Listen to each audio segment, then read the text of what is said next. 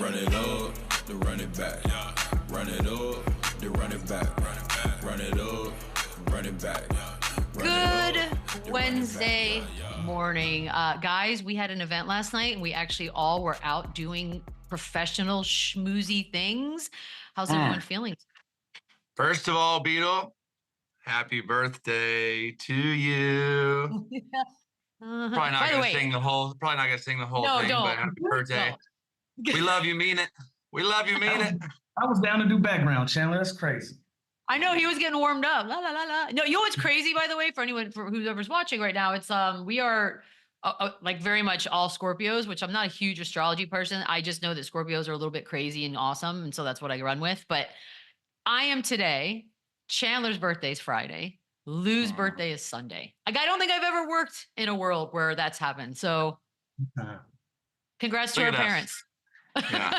They timed it right. Thanks, Mom. Okay, guys, we got to get into it. We'll get to the Celtics at some point, you know, the defending champs raising up a banner, but obviously this took center stage last night. LeBron, son, making some history, 110-103. Anthony Davis, by the way, 36 points, 16 rebounds. Anthony Edwards, who just had to sit back and watch all of this happening, 27 points. But this was the big thing, right? This was the entire day was centered around this manufactured moment of history that we finally got in the second quarter, Lou. The reaction from father and son after the game. Here it is.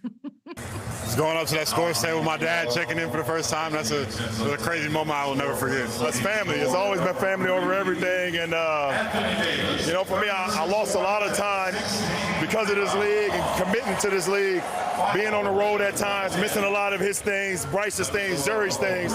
So to be able to have this moment where I'm working still and I can work alongside my son, it's one of the greatest gifts I've ever got from the man above, and I'm going to take full advantage of it. Was it everything you'd hoped it be, Lou? I loved it. I loved it.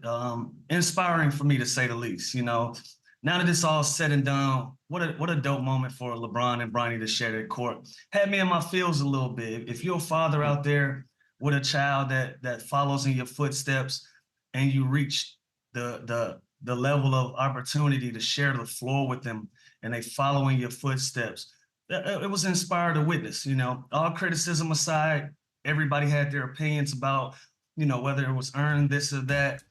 End of the day, this was done. It was historic. The Lakers won the basketball game. Bronny played 3 minutes. Didn't impact the game one way or another, you know, whether that's good or bad. Didn't make an impact. He didn't impact losing. Didn't really impact winning. It was just a great moment, you know. So if anybody out there today has the criticisms, that's a father, man, shame on you. Other than that, this was dope. As far as Bronny goes, now the real work begins, right? Now you got to put in the work to have staying power. You got to put in the work to make sure everybody knows that you're a valuable pro, and everything that you get from this moment on has to be earned.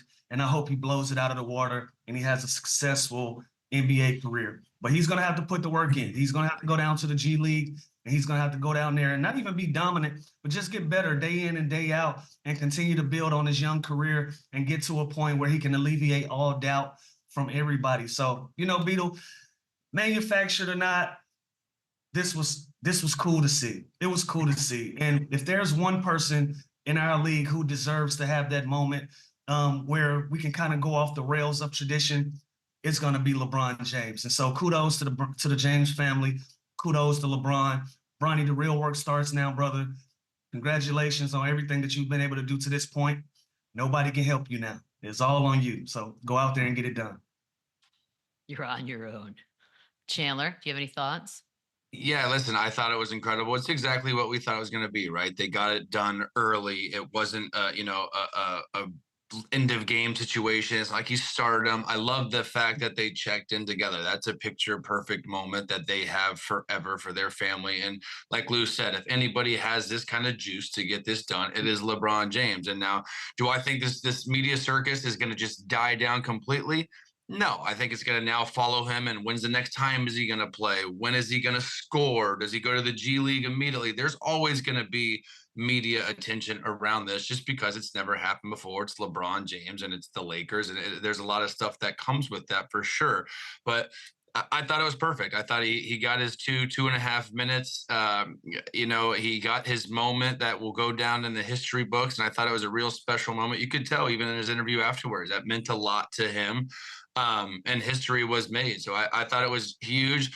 The bigger story is that the Lakers looked awesome and Anthony Davis was an absolute stud and they won their opener against, you know, a contending team in the Western Conference. But as far as this topic, it really is incredible. And I'm happy for the both of them because that is a sick, awesome, cool moment that's never happened before. And we don't know if it'll ever happen again. So congrats. I just want to remind that there was a large and loud contingent of people when Russell Westbrook was chasing the triple-double record, and it was sort of stat padding towards the end. And they were like, this is fake history. This is manufactured history. Russell Westbrook made it to the league on his own and did all that by himself. If this isn't manufactured, then I don't know what the word manufactured means. But again, I am not impressed, and I thought this was so ridiculous. Well, we're talking about LeBron. That's my only thing. Like, if this was ninth guy on the bench, a journeyman, anybody outside of the best player in the history of our game, kudos to them. You know, like, again, we can call it manufactured or whatever. You still have to be good enough to even qualify to get to this position. It's not like this guy is an absolute scrub. That's not what we're seeing here. He still put the work in to be one of the top high school players, still put the work in to be a Division I caliber player, still came off of a heart surgery. Kid had a heart issue, still battled back to even be in this position. So we got to give Bronny some credit for at least putting himself in a position to even have this happen. That's Can I ask you guys a question? I mean, you guys both busted your asses to get to where you got.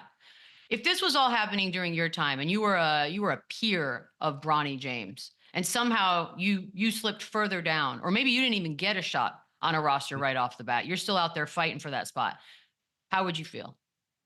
Listen, I've seen kids make teams based on the agent that they have, based on relationships that aren't somebody's kid. We've seen this play out before.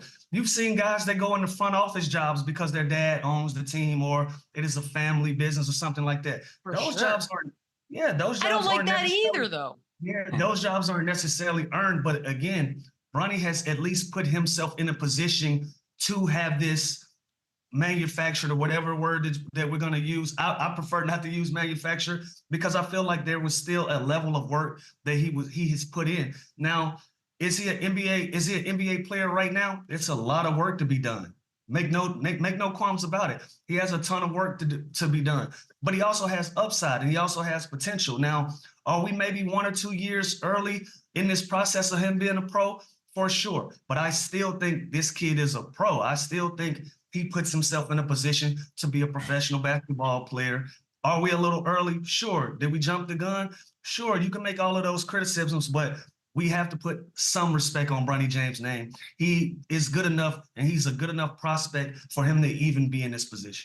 That's my own thing. And you know what? I will say this. This isn't the first time we've seen leverage used in the NBA. My old agent, Dan Fagan, God rest his soul, he straight up had a dude drafted in the late second round as a favor for a franchise. I'm not going to say any names, but legitimately he had a big ass Indian dude, you look it up, drafted literally as a favor who never sniffed the NBA.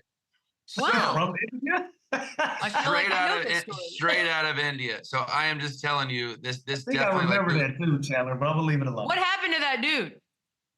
It was nothing. He never sniffed the NBA, but this was a leverage. This was a power play by Dan Fagan. He had the ace of spades with his clients. He knew he played the game just like LeBron, just like Rich Paul are doing. So it's definitely not the first time that someone can use their power. Now, obviously, to use it to the extent that he did to get on the court together is a whole nother story. But this does happen all the time with owners, with agents, with general managers, with coaches. Like, you know, there's definitely relationships there that can help you stick or get in the NBA for sure. Now, like Lou said, now it's on him, though. Now can he be a valuable asset? Can he go to the G League and not have an ego? And can he bust his ass and become an actual valuable role player on this Lakers team, you know, come postseason? that's what now we want to see. We want to see him develop. It's a project. We have most second-round picks are a project, whether their name are John Smith or Bronny James. It usually, you don't just get thrown into the rotation right away. So he has work to do. The circus of him breaking history and him playing is now over with. Now it's how does he handle himself? How does he handle going down to the G League or practice, or can he put in the work to actually become a valuable player? And If Dan Fagan had worked harder. What? Yeah, can I say of course. one more thing about this? We got to keep in mind also, this moment is nearly 10 to 15 years in the making. How long ago did LeBron James say, I want to stick around long enough to play with my son? You get that close to the doorstep, I don't mind you using your power, your leverage to see it through. That's it. Like, this wasn't a thing that just popped up last year or 2 years ago. This is decade. This is 2014, 15, when I remember hearing Bron say, I'm going to stick around long enough to play with my son. And as a pro, we're looking at it like, bro, you'll be in your 19, 20 years, no chance that this is going to happen. So when you get that close to that doorstep, think about it. Bronny had from 2000, let's say 2014, make it an even 10 years. Bronny had to still be a good enough player to even make this possible. So that's what I'm tilting my hat to. Kudos to them. That's my thing. I'll stop there and I'll play the commercial. Of course there was a commercial. This whole thing is well planned. Let's roll it, shall we? Bryce, where your keys at? Michelle, 1 to 10, how bad do you hate that? It is. I almost wish my family could just be kidnapped and taken hostage for life rather than ever seeing that again. So I don't know. Is that a 1? That was Did you love it? No, it was pretty brutal, but honestly, it's Okay, good. again, the whole concept and the idea of it, I do love. I think it's one of the cooler things that's ever happened in sports. I think it's awesome. The commercial is a little tacky, but again, it's awesome. And obviously this has been in the works for years now, and to see it come to fruition, I think is really cool. But I'm on the same page as you are with the commercial. I'll be honest with you. Listen, Yes, please, we can use this whole first segment. I'm gonna keep fighting for it. This is not like a protege of LeBron. This is not like a kid that grew up in his neighborhood. He changed that kid's diapers. This is dope. Like, Beadle, if we do run it back for 20 years and you have a beautiful daughter and she may not be gonna ring it up to give her a chance to share this moment with you. Well, hold on. Well, go ahead. But here's the thing, Lou, because those of us who tend to skew cynical, myself, we don't see this necessarily as a moment a parent is giving a great opportunity to their child. It looks more like, now let's just say last night was the big 3 minutes in the NBA that Bronny James got. And all right, cool. It happened on opening night. You go to the G League, whatever happens, happens. Maybe you don't come back. Maybe you do. Maybe you don't ever have a real career. Then what this will always look like in the end is that it was more about LeBron. It was about LeBron's goals, LeBron's desire to be that guy. Always. And so for those of us who are just rolling our eyes at sort of what I call manufactured history, I actually feel for the kid, because you do a commercial like that, this kid who has not done anything yet, it looks bad. It's just bad optics. Like, if you really want your kid to have a chance to be somebody in a league, then you let him try to go be as normal as possible and make his own friends, get his own group. But he's just out there with his daddy. He's like, wherever daddy goes, that's also there's no normalcy in your life. I know, but if he fails, then this was always a gimmick. If he's great, people will never believe. I feel like it's too much. That commercial was too much. I want this kid to have a shot. That doesn't feel like it.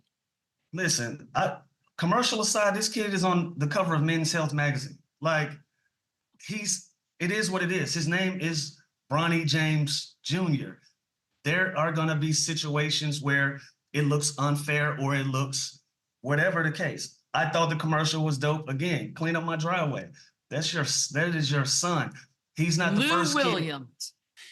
Listen, cars get popcorned and fruity pebbled all day, every day. So if you're gonna do it, what cooler way to do it than it be your actual son? That's my whole thing. I think it is what it is. This situation, we can nitpick this all season long because is it fair? Is it not fair? The fact of the matter is history happened. It's the first time that this ever happened, and we don't know if it'll ever happen again. So I agree with Michelle. The commercial is a little eye-rolly and a little cringe. But also, I agree with Lou that it's also really, really cool. And that does happen all the time with rookies and vets. Like, now is it on a national ad for everyone to see? No, this is just like Dalton Connects, cars getting popcorn today. It's not on a commercial. You know what I mean? So there's different media, there's different notoriety, but that comes with being the GOAT's son. There's always going to be, if he stinks, if he's really good, it doesn't matter. It's always he's unfortunately or fortunately, he's LeBron James' son, and that's what he's going to be known as forever. Which, fair, not fair, that's what it is. Hopefully, he can find a way to find his own role, his own niche in the NBA. But for now, listen, it is what it is. He is LeBron James' son that played with LeBron, and whether you like it or not, that's what happened, and we don't know if it's going to ever happen again. God, I hope I'm alive to see it. Anywho, there was an actual game last night. And Anthony Davis, by the way, a guy who's gotten tons and tons of coverage, good, bad, and ugly over the course of his career, had a nice one last night, which really gets buried. What minute are we in right now on the show? 16. But let's talk some Anthony Davis, shall we? He was great. We mentioned the point total, 36, 16 rebounds. I feel like we start each season of an Anthony Davis year with, what kind of a year are we looking at? Is this the year? Like, how are we thinking this is going to play out for him, Lou? Hey, maybe this is what AD needed, a little distraction so he can go out there and kill everybody and put the league back on notice. You know, the only thing that's ever stopped Anthony Davis from being a dominant top 5 player in this league is just him being healthy. When he's healthy, when he's on the floor, he's one of the most impactful players in the game, bar none. You know, this is why LeBron wanted him in LA in the first place, to have someone to do the heavy lifting on the nights when he couldn't, you know. So I still don't think this Lakers team has enough to be in title contention with AD playing like this, but this was damn sure good to see, and this was a great start to be hopeful to see that. So yeah, a couple of things stood out to me. First of all, I love when a guy's coming off like an Olympic year, right? You could tell Anthony Davis was in shape. He's been playing all summer long, and it showed. He looked great last night. He looked bouncy. He looked aggressive. And a lot of times the knock on Anthony Davis is come end of game, he kind of floats around. He scored or assisted on the last 13 of 15 points for the Lakers. He was their closer. He started the game. Like, he was aggressive throughout. He never disappeared. He never vanished. He was the guy. He was awesome. 13 of 15 from the free throw line. So he was being physical. So listen, do I think he's going to average 36 and 16? No, but for the Lakers to have any sort of shot, they have to have this version of Anthony Davis. And they've surrounded him with the same consistency of guys that he's played with last year. So the Lakers, an advantage they also have, they don't have to go through this kind of feel out first date, you know, developing chemistry. They have the same guys. Rui, D'Lo, Austin Reeves. Of course, they added a couple rookies and some pieces, but for the most part, this is the same team, which I think will help them early on because they don't have that feel out process that a lot of these other teams have to go through. So this was awesome to see Anthony Davis. This was the version of Anthony Davis that we love to see, that is capable of doing it every single night. Now, can he build on this? Can he stay healthy? Because the Lakers are going to need him to be dominant. But this was a hell of a start. Congrats, JJ Redick, on his first win as a head coach. That was awesome. And this is a great start for the Lakers to, you know, do work at home, get rid of the circus now of following of Bronny, and now just focus on the season and them getting better each day, because they're going to have to be this good and consistent to have any sort of chance. That AD is terrifying.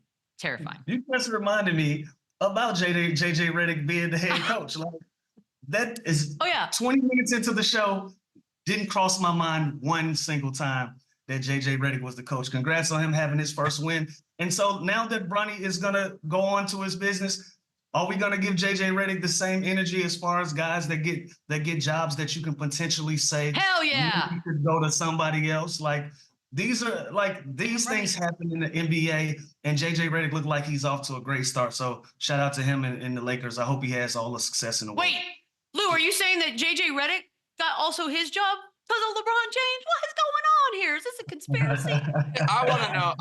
I just want to know who got the game ball. Was it the James family? Was it JJ Redick? Was it Anthony Davis, who literally dominated and carried them to a win?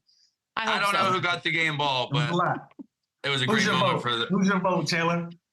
It's got to be JJ Redick. First game, first head coach, big win. Like, it's got to be him. But man, it could go a bunch of different ways. Yeah. It really could. What a time to be alive. There was a first game. By the way, we were at an event last night where this game, we sort of popped off the season with a little watch party of Knicks Celtics. Not the kind of game you want to watch, really, in its entirety, but big night for Boston, raising the banner. There were so many people in the house. They had a record-tying 29 threes in this thing. 132-109 was your final. Jayson Tatum with 37 points. Derek White had 24. Jalen Brunson with 22. Cat, who we will be paying a lot of attention to now, 12.7 rebounds. Chandler, yesterday you were all about Tatum and the MVP this season. Was last night a nice start for your prediction? I mean, goodness gracious. 30, he got off to a crazy start. I think he had 25 at halftime. He was efficient. He was 14 of 18. 1 turnover and 10 assists too. So you could tell he was aggressive, but he was making the right play. And listen, this was an absolute ass beat. And it was so bad the crowd was chanting Yankees suck early in the third quarter. Like, this game was over quickly. Not to mention they were up 35, I think, at one point before literally missing like 13 threes in a row, trying to make history on opening night at the ring ceremony. So all this talk of, can they do it again? Are they the same team? Do they need Porzingis? Well, if that's the team that they got to go through, and that's the biggest scary threat in the Eastern Conference, this is going to be another landslide Celtics walking to the finals again, because they prove that they are the best team. They are the best starting five. Tatum was unbelievable. He looked like a guy that had a different swagger, that this is my team. I'm going to put everyone on notice, whether Steve Kerr is watching with Team USA or whether the critics or the media is going to talk shit. We're going to leave all those questions out the door, because Tatum looked unbelievable last night. And I hope he continues to do this, because he's a hell of a player. And for whatever reason, he continues to get doubted and slept on and disrespected. And more performances like this will kind of quiet all of that. But this was a big time when they showed us last night early why they are the favorites. That was rough, Lou. That was rough. Look, as much as we talked about the Lakers are sort of the exact same team, last night was interesting because of that as well. You have the Celtics without Kristaps Porzingis playing, but same team, against a Knicks team that's completely, different in major parts. But I don't even know that mattered. This thing was not even close, and it was ugly, and it was ugly early, Lou. How bad of a loss, or how bad or great of a win? Scary hours. These are some scary hours for the rest of the NBA to see this dominant performance from the Boston Celtics. Ring ceremony, first-time champions in Jaylen Brown and Jayson Tatum. They didn't care. They went out there, put belt to ass, and destroyed the New York Knicks. And think about it. This New York Knicks team, outside of the Celtics, have been the most talked about team in the offseason. And so for Boston to go out there and kind of tell them, y'all the guys that's supposed to be title contending with us, y'all are the guys that's supposed to dethrone us from our young throne that we have? Absolutely not. This was a dominant performance. And look, we criticized the Boston Celtics for being the jump shooting team, right? If it ain't broke, don't fix it. Why not be a jump shooting team if you're going to shoot like that?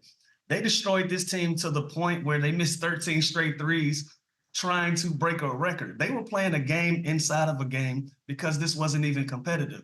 This is a scary sight to see for the Eastern Conference. I'm going to be honest. And, we're talking about Jayson Tatum, but Jaylen Brown, he's going to have his moment where he got some things to prove as well. And the perfect thing about the Boston Celtics is they're unsung heroes, the Derek Whites of the world, the Drew Holidays, the Al Horfords of the world, Kristaps Porzingis when he comes back. We never talk about these guys, and they're very much capable of being the best players on other teams as well. So, look, this is going to be a long, long season for the Eastern Conference.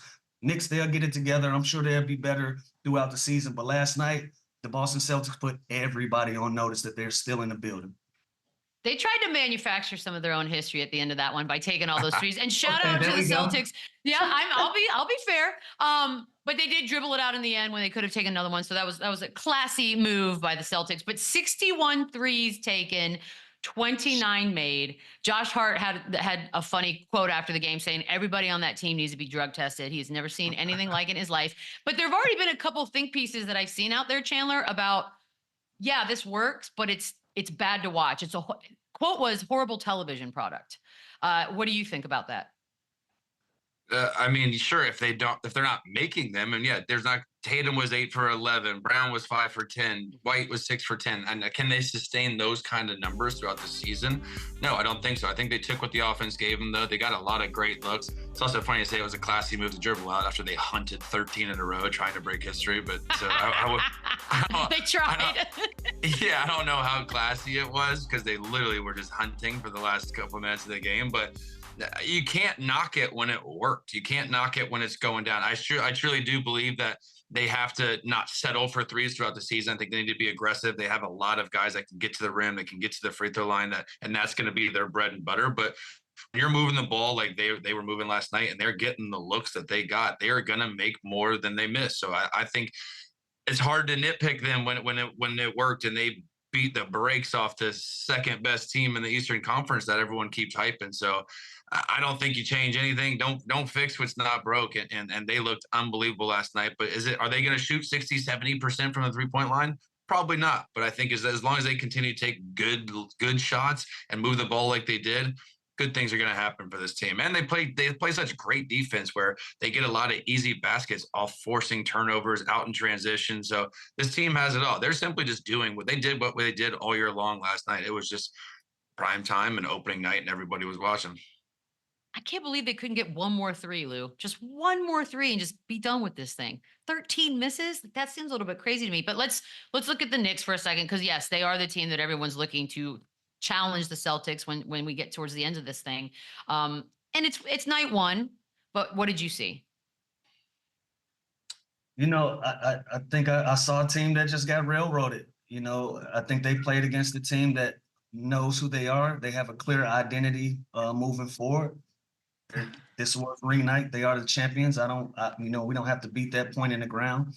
And they also look like a team that made a major trade about three to 4 weeks ago, and still trying to figure out who's going to go where, what is their style of play, what's going to be their brand of basketball moving forward. You know, Tibbs-led teams are usually defensive-minded, but when you add a guy like KNICKT, who's going to put a lot of pressure on you on a defensive end with the way that he scores, he's going to have to buy into what they're doing on the defensive end.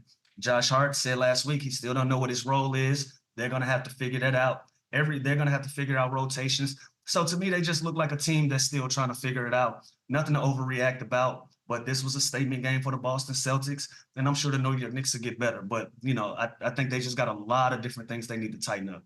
And another thing, like the Celtics are in the same boat as the Lakers with the continuity, right? With the familiarity. Oh, yeah. That this is basically the same team that they had. So when you add a piece like a Karl-Anthony Towns, like a Bridges, it's just not going to happen overnight. It's going to take a long time. It's going to take a lot of feeling out. Roles are going to change throughout the season. So if you're the Knicks, again, it is one night, it is one game. You stick with it. It is a long season, but this is a great measuring stick for them to say, okay, look, if we want to be close to that team, we have a lot of shit that we got to work on. We have to be a lot better in a lot of areas, but stick with the plan. They have to go through this adjustment period that the Boston Celtics don't have to do. So I think that's another thing. What makes the Celtics great is that continuity, but the Knicks, they're going to be fine. It's a long season, but they got a piece of humble pie last night of where they measure up right now. Yeah, that wasn't pretty. All right, we're going to take a quick break. When we come back, the world knows him as a rock star. We know him as super Lakers fan. Flea joins the show next. Oh, yeah. Look at that. Ooh,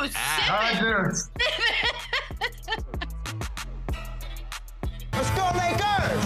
Woo-hoo! I feel like when your name's Flea, I mean, there's no introduction needed, of course, from the Red Hot Chili Peppers, but we really just love you as a super Lakers fan, Flea, and we're glad you're back on the show. I know you weren't at the game last night. You've been a witness there in person of so many giant Lakers moments.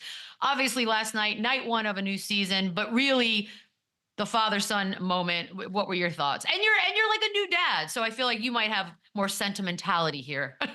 Yeah, well, I'm an old dad. You know, a new old dad. I have a 36-year-old, an 18-year-old, and a nearly 2-year-old.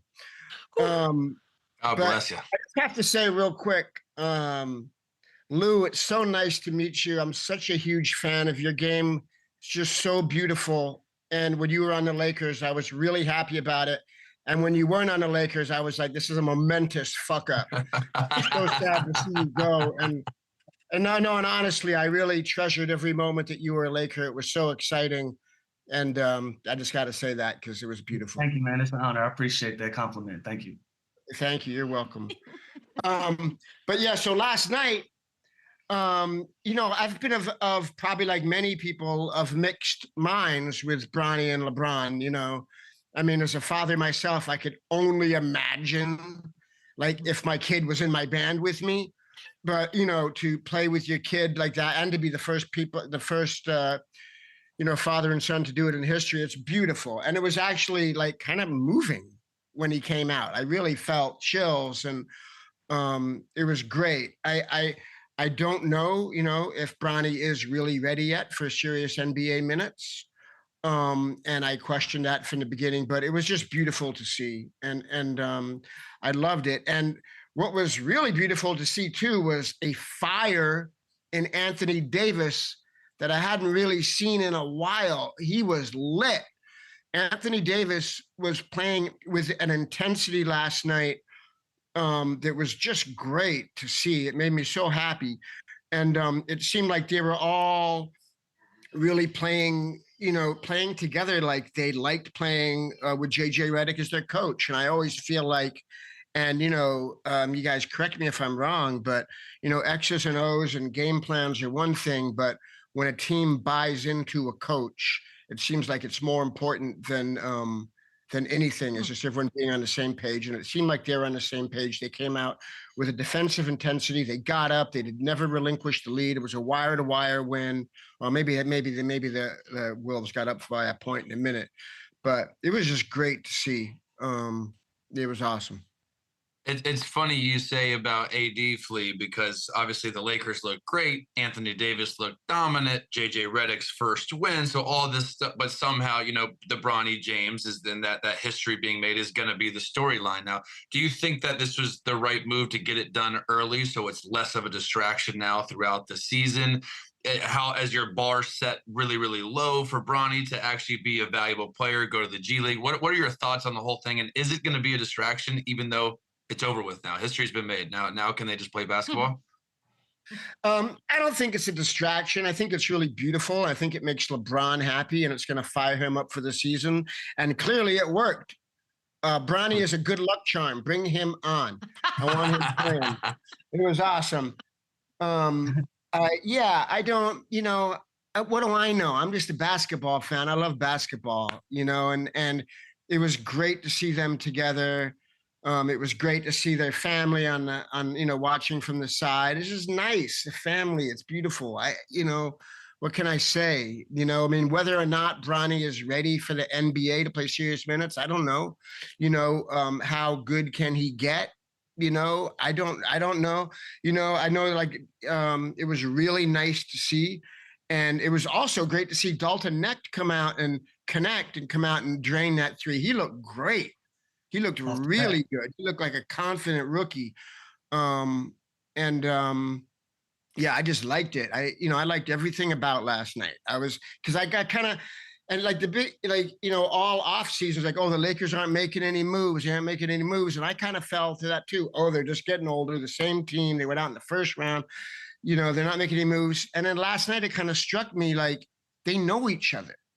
And which has become more and more rare in the NBA for teams to really know each other and to become a team, just by virtue, of knowing one another. And basketball is such a game of all this telepathic communication, all this unspoken communication. And I really felt that last night with them. Like they knew where each other was going to be on the floor.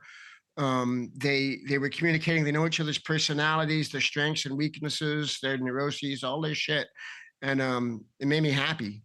Yeah. The sky is looking clear, Lakerland. Well, with that said, this team is getting older. Bron came out and he said, playing next to Bronny, having that opportunity is giving him new life. And now he's saying that, reports are saying that, he may play another 2 or 3 years, and Bryce is coming up the ladder now. Do you expect LeBron play a few more years at this same high level? It's really hard to know. Look, Kareem was finals MVP when he was 43 years old. He also, won, I think, 4 championships at UCLA. So it's definitely possible. And clearly he's a really disciplined man, you know, and a really smart man who knows how to manage his time and his body.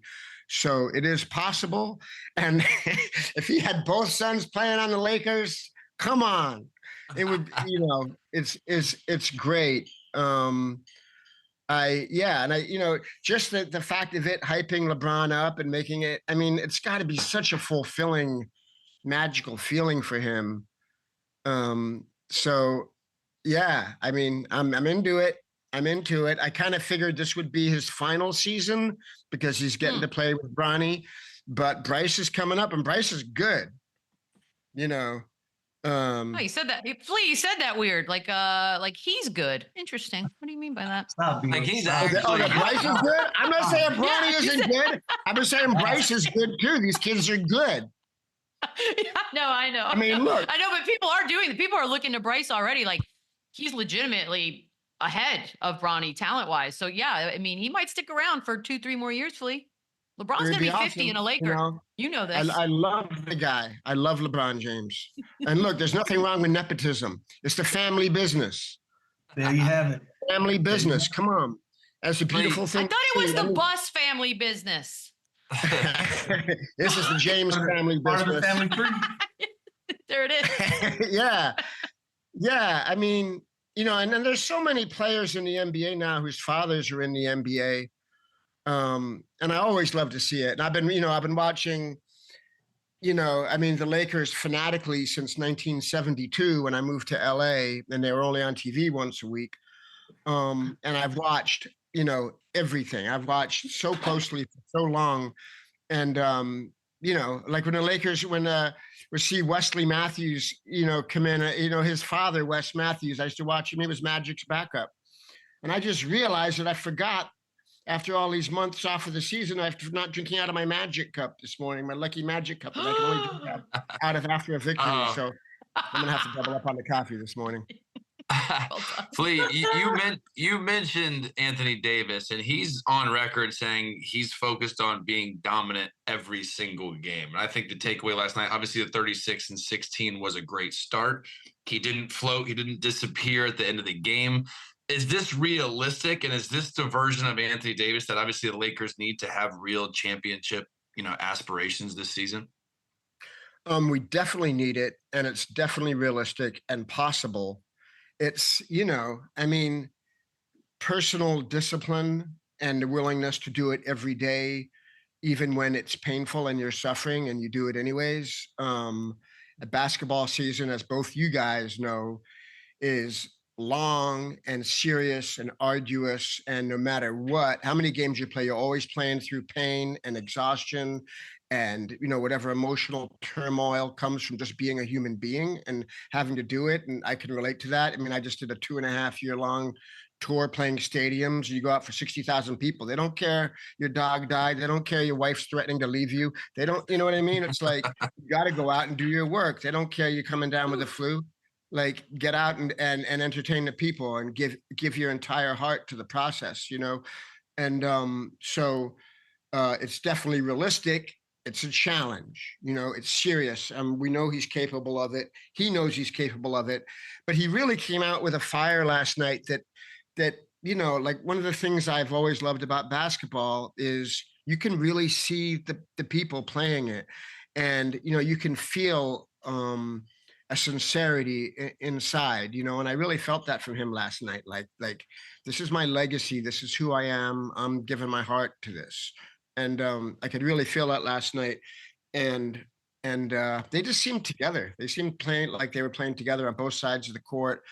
You know, they didn't give up. And the Wolves are good. Like, I know they're adjusting to losing Cat and having Julius, you know, and it seemed like they have to work through that a little bit. But AD is definitely key. You know, you know, he's kind of everything. And, you know, I think he's completely capable of doing it. And I know that he's capable. You know what, Flea? I'm glad you brought up Dalton Knecht, the rookie. He came off of a 35-point preseason game and then seamlessly into night one of his NBA career. Snoop Dogg already went with WESTSIDE KNECKT as the nickname that we should adopt. Can we do Yeah. better, or do we love this? No, I'm sticking with Snoop. That's really good. Yeah. That's good. I mean, I was just like the connection. I was saying all this dumb shit, you know. You don't want to mess with Snoop when it comes to wordplay. He's a master. All right, perfect. All right, he mastered it. We're done. You know where that comes from, right? You know what West Side Connection is, right? Oh yeah, yeah. I'm asking Beadle because she may Of course, not know I don't the know. history. Why would I know? Oh, yeah, no, I know nothing. Of course, you and, know, it's a legendary rap group from the West Coast. They're called West Side Connection, so that's where it comes from. And they're better question. They're affiliated with Snoop. Yeah. Do you think Dalton Connect knew that? No. What's that? Probably not. Dalton Connect certainly didn't know There's that. no way. I didn't know it. He didn't know. You know, I'm from LA, and I love music. Absolutely. Flea, I want to ask you, what's it like to have somebody who's considered a legendary Los Angeles Clipper as the head coach of the Los Angeles Lakers and JJ Redick? What's that like? Yeah, no, that's a good question because I've never been a Clipper flipper. You know, even when you went to the Clippers, I used to love the Clippers when they were like the nice little brother, and the Darius Miles. I mean, my son is named Darius. That team and Elton Brand and Ken Norman before that and all that. But I started hating the Clippers when they got good, and started beating the Lakers, and I hated JJ. I hated JJ. I was like, he's got ugly tattoos. I hated JJ. I'm like a 2-year-old when it comes to being a basketball fan. It was a little weird, and it is kind of a strange thing. But it's always like that with being a basketball fan with all the moving pieces. It's like every time they'll get some guy who I hated. Like, look, we got Ron Artest. I remember Ron Artest threatened Kobe. I hated him, and then when we got Ron Artest, I loved him more than anything in the world. I mean, what a dynamic, beautiful guy. So it's always like that. They put on the purple and gold, and I love them. They could, yeah. So and JJ, man, he really had them playing well. And as a fan, you never know who has who doing what, but it just seemed to be really working. And I was watching them when he was speaking to them, and he just seemed real clear in speaking, and they seemed real clear in listening. And I just had a feeling of togetherness for the first game. That was awesome, So, go Lakers. Go Lakers. I think a lot of Lakers fans thought this during the offseason. You're watching all these teams make big moves, big names are changing addresses. It's going back and forth. And the Lakers sort of stayed pat. And it looked great last night. But is there a scenario in your mind of if they're going to go, and it looks like they're probably still looking out for some good big trade down the line, what would they need? I mean, I don't know. I mean, you always need shooting. The Lakers are always like that knockdown Lou Williams 3-point shooter. But Lou can still play. Yeah. Come on, Lou. Yeah. Okay, I believe. I believe. Shoot. Play, I don't know. Yeah. I don't know, like a backup center. I know they really wanted, Bron and AD were both kind of lobbying to get, I think it was Vucevic, or whoever else was available. But I don't know, man. They look pretty good. I mean, it all depends on health too. Everyone stays healthy. Maybe Dalton Connect is that shooter, that he's got a stroke, he might be that guy. I just don't know. I really don't know. I like the team right now. There's no one I want to just get rid of to get someone else to bring someone in. They always talk about D'Lo being the trade piece, and he's probably the best shooter on the team. When he gets going, when he gets his shot going, he was great last season. He carried them in many a game with his shooting when he gets hot. So I don't know. I mean, they talked about trying to get Trae Young. They talked about trying to get all these guys. I don't know. It seems like right now you can always use a good shooter. You can always use a big man, but it seems like they are a pretty well-rounded team. They know each other really well. And last night, it just seemed like a pretty well-constructed roster, And what do you guys think? Yeah, and the continuity, like we talked about in the first segment, I think that's going to help them long term. That a lot of these other teams have to make adjustments. They have to get used to each other. The chemistry, the Lakers and the Celtics on the other side, they have that. And obviously the expectations, especially for the Lakers, always are championship. And they have 17 NBA titles. Do you have a favorite of their championships? Oh man, you know, I mean the three-peat, you know, well, when you know, with Kareem and Magic, when they beat the Celtics, that really, you know, that really felt good. The last one that the Lakers got, you know, when they beat the Celtics, and Kobe getting his 5th ring, Derek Fisher getting his 5th ring, that was also, you know, just such a great, satisfying feeling. So both of those were really great. It's hard to know. It's like people would always ask me, like, you know, what's your favorite Kobe moment? Like, this whole career was my favorite Kobe moment, you know? Like, I mean, there were just so many games. He was a guy that no matter what, every night he showed up and gave everything he had. And I always respect that. Like I was talking about earlier with AD, you know, that kind of discipline, that kind of dedication. And as you know, everyone knows, that's not just like, oh, I'm doing it for this moment. That's a life commitment. That's a mission. That's like who you are, you know, to do that every time. And so I really love that. But yeah, I don't know if I really have a favorite one. I mean, this year would be my favorite one.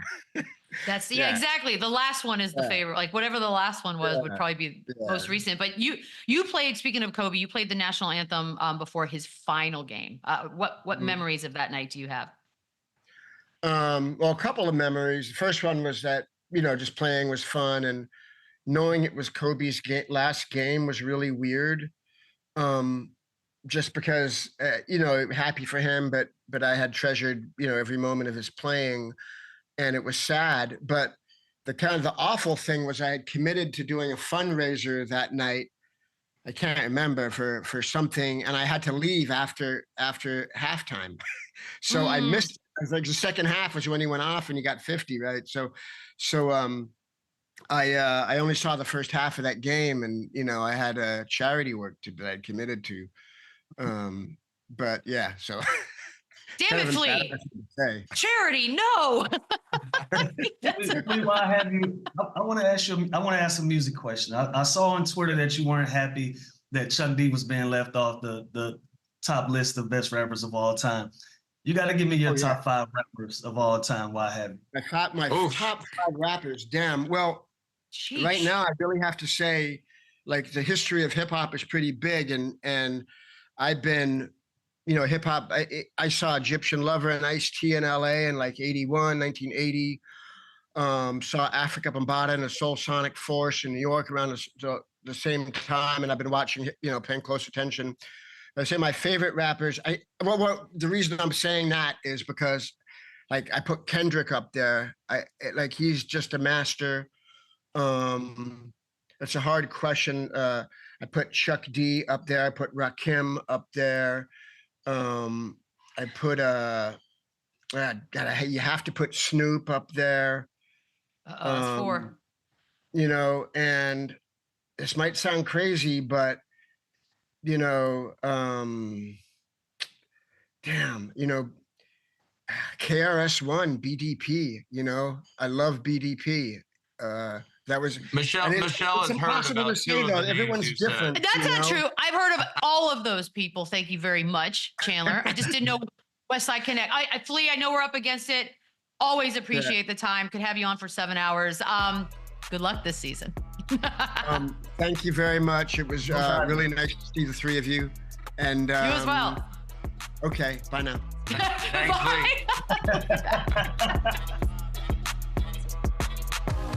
Okay, Suns Clippers tonight. Let's get our pop party back. We're gonna start keeping track this year, by the way. Chandler? Yep, I love Kevin Durant over 2.5 threes, and I love them spoiling opening night for Clippers. I think the continuity that we talked about is going to pay off for them early this year. Okay. Lou? Yeah, I'm gonna stick with Phoenix. I like Book over 25.5, and I got him having a big night. Suns for the dub. All right, I'm excited. Friend of show, Tyus Jones, over 6.5 assists. Beal just under the 17.5. But Sun swing. Guys, another one in the bank. Well done. We'll be back tomorrow.